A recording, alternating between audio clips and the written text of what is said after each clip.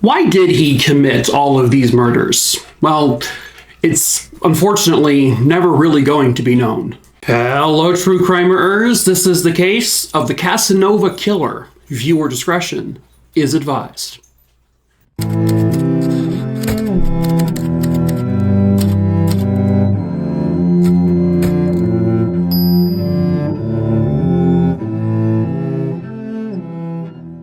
Real quick before we get started, of course, hello, my name is Mike. If you are new to my channel, I tell true crime stories here on YouTube. So if you're a cuckoo wackadoo like the rest of us, please feel free to subscribe, give this video a like, hit that bell, all of the things that YouTube people are supposed to say.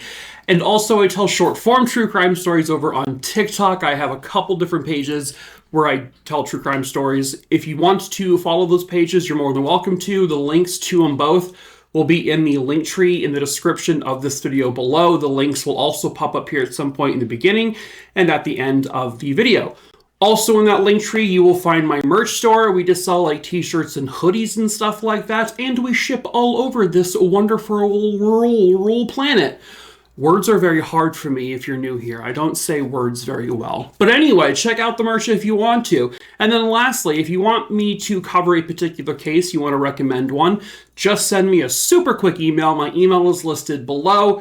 Just send me the name of the individual or the case, where it happened, when it happened. I'll add it to the list. I have over 6,100 names on that list.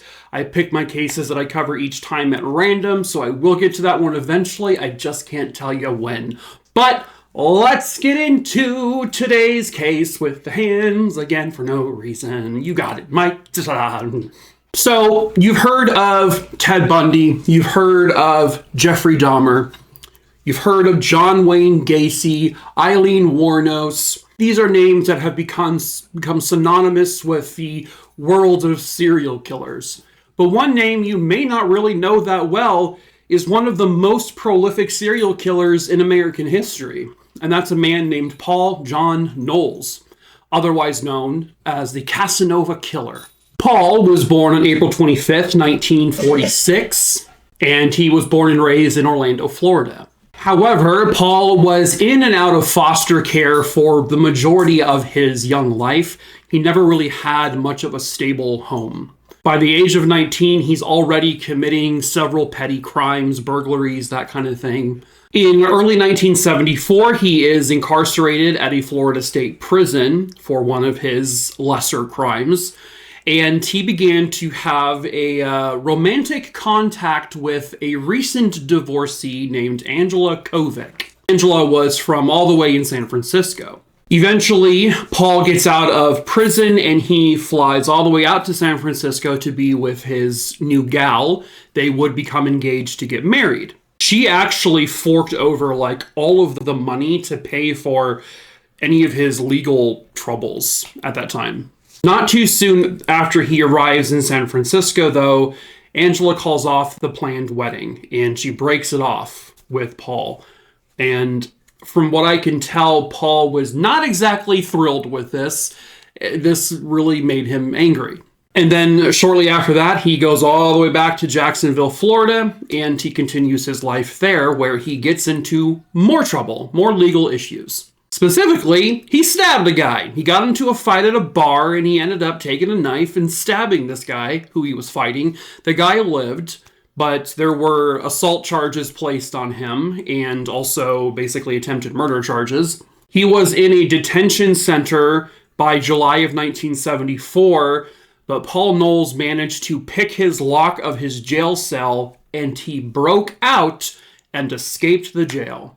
And then he would begin to terrorize the area. Between July 26, 1974 and November 16, 1974, Paul Knowles would go on a rage-induced, I don't even know, psychotic run of murders. His first known murder occurred on the day he escaped from prison, July 26, 1974. Now, I want to say this now, that Paul Knowles had somewhere between 18 to up to 35 or more murders. I think they've only been able to confirm about 18 or somewhere around that amount. I don't have photos of all of his known victims, And I don't think they know all of the names of his known victims. So essentially what I'll be showing you is just a collage of the victims that I could find photos for, because unfortunately not all of them are out there. On July 26, 1974, he broke into the home of a 65-year-old woman named Alice Henrietta Curtis. He gagged her, he ransacked her house, he was looking for money and valuables, and he then choked Alice until she was dead, and he just left her there bound to a chair. Then he stole her car and fled. When he is later apprehended after 4 or so months, he basically has these tapes that he sent those tapes to an attorney, and on those tapes he had confessed to numerous murders. And on that there was one where he said he killed a teenage girl named Alma. But what they were able to figure out was that her name wasn't Alma. On August 1st, 1974, a 13-year-old girl named Ima Jean Sanders had disappeared. He took credit for murdering her, but she wouldn't be found until April of 1976. Her skeletal remains were discovered. On this tape, he also claimed that he had kidnapped 2 sisters, Lillian Annette Anderson, who was 11, and then her 7-year-old sister, Mylette Josephine Anderson. They had been kidnapped allegedly outside of Jacksonville, Florida. The thing is that Lillian and Mylette have never been found. They've never been discovered. However, he took credit for murdering the 2 of them, but it doesn't sound like police have been able to verify any of that, and that's largely in part because they've never been found, and he never said where they were. On August 2nd, 1974, he ran into a woman named Marjorie Howey. She was 49 years old. This was in Atlantic Beach, Florida. Later on that day, or the following day, she is found inside her apartment, murdered. She had been strangled to death. There were things that were missing from her home, including a television set, which back in the day, television sets probably weighed about 300 pounds, even the small ones, so I guess he was determined for that. On August 23rd, 1974, he broke into the home of 24-year-old Kathy Sue Pierce, and that was in Musella, Georgia. She was home with her 3-year-old son, but she would later be found strangled to death in her home, but the 3-year-old son was kept alive and unharmed. September 3rd, 1974, 32-year-old William Bates. He was, I guess, seen at a place called Scott's Inn, and he had left the Scott's Inn with a man, and this was actually all the way in Lima, Ohio. So this guy is well-traveled, Paul Knowles. William Bates was reported missing. Now, William Bates's vehicle, who had been at that location, was also missing. However, they found another vehicle abandoned in the same area, which they later determined was the stolen vehicle of Alice Henrietta Curtis from Florida. In October of 1974, the body of William Bates was found. He was just thrown in the woods like he was garbage, and he had been strangled to death. Now we are actually in Ely, Nevada. A 62-year-old man named Emmett Alexander Johnson and his 59-year-old wife, Lois Mildred Johnson, they were camping, I guess in an RV or a camper, in this area of Nevada. Both of them had been found murdered on September 18th, 1974 at their campsite. September 22nd, 1974. A 42-year-old named Eben Charlene Hicks was reported missing by her family. 3 days later, her body is found discarded on the side of the road, again, just like she was trash. She was found in Texas, and her car was found abandoned at the rest stop near where she was found. She had been sexually assaulted, and she was strangled. On September 23rd, 1974, in Birmingham, Alabama now, again, this guy is all over the place. A 49-year-old beautician named Ann Jean Dawson, she went missing. They don't know if she was abducted or if she went with her would-be killer willingly or not, and they will likely never know that because she too was murdered. Her body wouldn't be found until 1977. Later, they would find out through Paul Knowles' confession tapes that he killed her on September 29th, 1974, and he had initially thrown her body into the Mississippi River.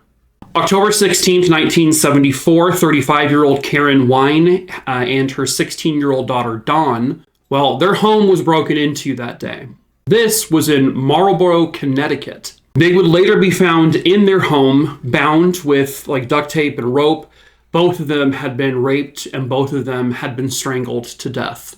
October 18th, 1974, 53-year-old Doris Hosey, she was found shot to death in her home by a weapon that belonged to them, that household. Sometime around this time frame, I think a couple of days later, Paul Knowles is back in Key West, Florida. He is literally driving just literally all over the map. He had picked up 2 hitchhikers, and he had done so in the stolen vehicle of William Bates, but that was from a different state. This is the 70s, and communication, electronic communication wasn't really a thing, and so police in Florida didn't know about what was going on in places like Ohio and Connecticut and whatever, Texas, other places he had been, because he had picked up some hitchhikers, but he was also pulled over by a cop in the stolen vehicle. But the officer let him go. So Paul Knowles, with the hitchhikers, drops them off in Miami, Florida, but doesn't cause them any harm.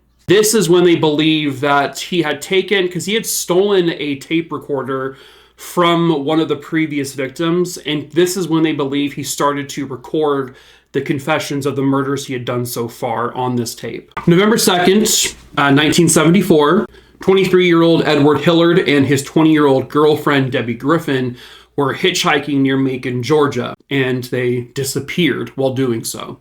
Edward's body was found close to the area they were last seen hitchhiking, and he was just discarded in the woods. Debbie's body wouldn't be found until 1975, also in the woods in Crawford County, Georgia. November 8th, 1974, Paul Knowles comes into contact, just by happenstance, with a 45-year-old journalist named Sandy Fox, and this was in Atlanta, Georgia. Sandy Fox was essentially wooed by Paul Knowles, saying he was charming, he was attractive, he was sweet, he was nice, he put on a great little persona. She said he was a cross between Robert Redford and Ryan O'Neal. They spent the next couple of days together, but she would later go on to state that Paul Knowles couldn't perform sexually, and eventually she managed to just sort of walk away from the situation, and he did not harm her. A day or so later, Paul Knowles had met up with a friend or an acquaintance of Sandy Fox, and he attempted to rape her, but she basically got away from him. She was able to escape him. And she immediately went to the police. She gave the description of this man. She even told them his name because they knew his name at that point. And patrolmen there had found out where he was, and they got to him, but he had a shotgun on him, and he pointed it at the police officers, and he managed to then escape. He got into his car and he took off. A couple of days later, he's now in West Palm Beach, Florida, after this escape, and now everyone's looking for him. He breaks into the home of a woman named Beverly Maybe, and while there, he actually abducted Beverly's sister, Barbara, and he stole their car. And Paul Knowles had repeatedly sexually assaulted her, but she was also able to get away without being killed. November 16th, 1974, this would be his final victims. 35-year-old Florida State Highway Patrol Trooper Charles Eugene Campbell had noticed the stolen vehicle that was on the alert for Paul Knowles, and now this was in Perry, Florida. The trooper had come into close contact with him, and they fought over a gun. And Paul Knowles managed to get the trooper's gun away from him, and then he forces the trooper in the trooper's vehicle. Then Paul, driving the police vehicle, he pulls over a random motorist named James Meyer and forces him to get into the patrol car. He then drives them out to Pulaski County, Georgia, forces both men out into the woods, where he fires at their heads at close range and shoots and kills them both. So shortly after he killed those two, he would end up getting into a high-speed pursuit in Henry County, where they managed to run Paul Knowles and his stolen vehicle off the side of the road, and he gets into an accident and damages the car pretty badly. Then he manages to get out of the car and he runs into the nearby woods armed with the shotgun. And he is like pointing the gun behind him, turning around at times and shooting blindly at the cops, but he doesn't hit any of them. They have not only officers, they have dogs going out there. They are combing this entire area. They're trying to have him cornered when a 27-year-old Vietnam War veteran named David Clark, who just so happened to be hunting in the woods at the same time, sees Paul Knowles, and then David Clark, takes his shotgun and he points it directly at Paul Knowles, and Paul Knowles says, "Okay, you got me." And police catch up, they surround him, and they're finally able to capture Paul Knowles. After his arrest, Paul Knowles, he had sent off his tape of confessions to a lawyer prior to his arrest, and they were finally able to link a bunch of these crimes and murders. They hadn't been able to do that before because these are all murders that happened in various different states. And again, this is before we had the electronic communication that we have now. And so they just didn't put two and two together. But finally with these tapes, they were able to piece a lot of it together and connect a big chunk of these murders together as being committed by him. He knew things about certain crime scenes. He knew things about how certain people were killed that he shouldn't have known unless he was the killer. There are a couple they cannot corroborate, and so there are some that kind of are lingering out there that they don't know if he did or not. But he would become nicknamed the Casanova Killer. And a lot of the reasons why that is because Paul John Knowles was described, like earlier, by one of his surviving victims as a charming man, I guess, good-looking man, according to many people. I don't see it personally. But he was able to gain access to places based on just him able to put on a performance and play the role of this nice, sweet, charming guy, but then he did what he did. Obviously, he's now arrested, and they're trying to work out the charges against him, and he's going to have to face charges in different states and go to trials in different states. It's going to be a nightmare. On December 18th, 1974, however, all of that would end, and none of it would ever come to justice. Paul John Knowles was handcuffed in the back of a Georgia Bureau of Investigation officer's car, and they were going to a location where Paul Knowles said he had dumped one of the victims, the trooper, Charles Campbell, that he had dumped his gun. So they're going out there to retrieve it, and he was going to show them where it was. So when they get to their destination, they are still in the car, and apparently Paul Knowles, I guess there wasn't a divider, I'm not sure, but he was able to reach over with his handcuffs and everything and grab a gun from one of the officer's holsters. And as he's pulling it out of the holster, he accidentally pulls the trigger and it fires around, but nobody is hit. This is as they're trying to come to a stop as well. So the car is still technically moving. And so because of all of this, the other officer turns around with his gun and fires 3 shots into Paul John Knowles, killing him. He dies instantly. And everything he did, every person he murdered, every victim he kidnapped, every victim he had raped, every person he stole from, all of those people, and there are, again, like I said, they can confirm somewhere around 18 victims, possibly more than 35. They just don't know for sure, but all of them would now never see justice be done. All of their families will never see justice be done. He will never have to go through multiple lengthy trials where he would have likely have been sentenced to either life in prison, or in some cases he probably would have been sentenced to death. But after all of that, 4 months of absolute terror through many different states in this country of him kidnapping, sexually assaulting, robbing, murdering, strangling or shooting or whatever the case may be, all of that was done in that instant. It all went away. And I guess you can argue that, it may not have been legal justice, but there was some form of justice done. He got what he deserved in the end, but also he got off easy. He doesn't have to endure anything ever again because he's dead. This brings kind of me to I'm not sure if it's big here on YouTube, but over on TikTok, it's been a big thing of if, you have a woman who's in the woods, right? And she comes across a bear and a strange man who does she choose to go with? And then the big topic is the woman always chooses the bear instead of the strange man. What a lot of people a lot of men, I should say, on TikTok don't understand is, well, one, first of all, they're taking the scenario literally, as if a woman is going to be in the woods physically and see a bear and see a man. The man thinks, oh, you're just going to walk towards the bear and hold its hand and walk away. That's not the point of the scenario. The point of the scenario is if you see a bear and you see a man, a woman knows what a bear is, what a bear will do. A woman knows that a bear does not have any ulterior motives. They can't put on a charming persona, a little top hat and a little cane and say, oh, come with me and I won't eat you.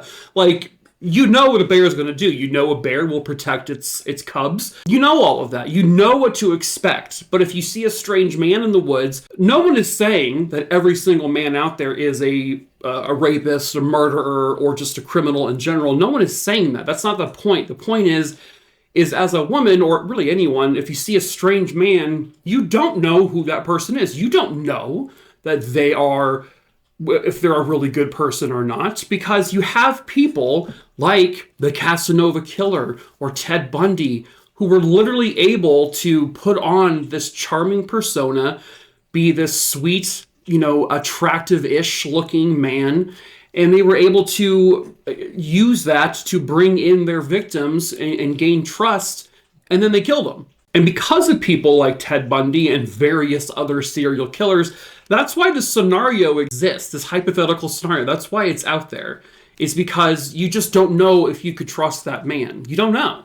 I'm a 6 foot, 290-pound man. If you see me in the woods, you don't know that I'm just this nice guy who's terrified of spiders and cockroaches. All you could really see is that man is big and he might murder me. And I'm okay with that. I'm okay with someone seeing that and thinking that way, because that means they're thinking of their safety. And that's the biggest takeaway, is that they just don't want to, it's not worth the risk of going with a man they don't know, who they don't know they're putting on a persona or a charming act only to later be raped and murdered by them. That's the point of the scenario. But you have people like Paul John Knowles and Ted Bundy and stuff like that, who that's exactly what they banked on, is able to gain the trust of people based on their charm.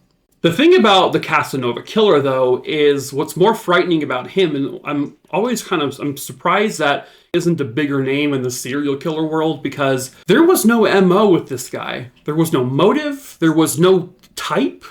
He didn't just kill like women between the ages of 20 and 29. He killed children. He killed men. He killed women in their 20s and 30s. He killed elderly women. He killed anyone. He just killed anyone he came across, it seems like. But some people live, which is also bizarre. They never knew his motive because they were never able to get that to that point. They were never able to go to trial or really question him in length. They never knew what his motive was. He robbed some people, but not all of them. He raped some of the women, but not all of them. I think what they think, and I agree with this, I think his motive was he just wanted notoriety. This was the 70s. This was the heyday. This was the time of serial killers, the 70s and the 80s. And you became big name, especially if they didn't know who you were. Like, you knew who you were doing it, but they didn't know it was you doing it. And so they had that, like, they get that kick from, like, everyone talking about them, but not talking about them at the same time, because you don't know who it is. But they know who it is. And so it sounds like he was likely doing this to become famous or infamous and to have his name be put out there forever. But this is why we talk about these stories, because unfortunately you just can't trust people. People are unpredictable. People, you don't know their motives. And so when you tell stories like this, it kind of helps people realize, wow, okay, I shouldn't be so trusting. I should lock my doors, or I shouldn't let people in my home. Don't pick up strangers on the side of the road. So the more of these stories you tell, hopefully it begins to like sway in the other direction of having less murders and less serial killings, which we do actually. We have a lot less serial killings than we used to have. They still occur, but not as often. But the unfortunate thing is that for 18 to possibly up to 35 or 40 victims, not a single one of them, not one of them, will ever get the justice they rightfully deserved. But that is it for this case. True crime, Rooney Dooney Dingleberry Dongs. Hope you found it interesting. As usual, what am I doing? Please subscribe to this channel. Give this video a like. Hit the bell. Blah, blah, blah, blah, blah, blah, blah. Also, follow me over on TikTok if you want to. The links are below. They pop up here. Just go. No, go check out my merch if you want to as well. T-shirts, hoodies, ship all over the world. And then recommend a case to my email address if there's one you want me to cover. You can also see my list, by the way. The list is public. It's in the link tree. You can scroll through it. It's alphabetical for the most part. So if you already see a name on there, you don't got to email me because it's already there. So, but if you don't see it, you're going to email me. Let me know. Let a guy know. Let a guy know. Let a guy know. Let a guy... I don't know what I'm doing. Anyway, huh? What? But that's it for this video. Good time. I watched the video. When